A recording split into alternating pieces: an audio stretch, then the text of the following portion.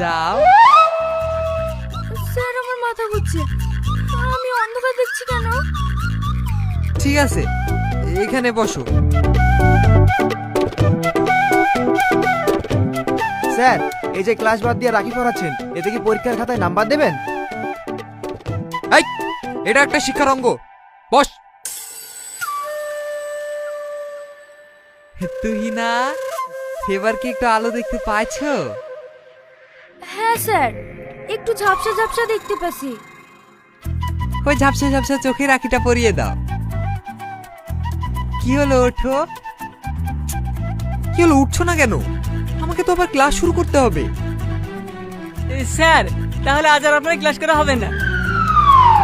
কেন কেন হবে না কেন? কারণ তুমি না রিয়াজকে রাখিও পারবে না, আপনার ক্লাসও শুরু হবে না। রাখি পরাবে না কেন?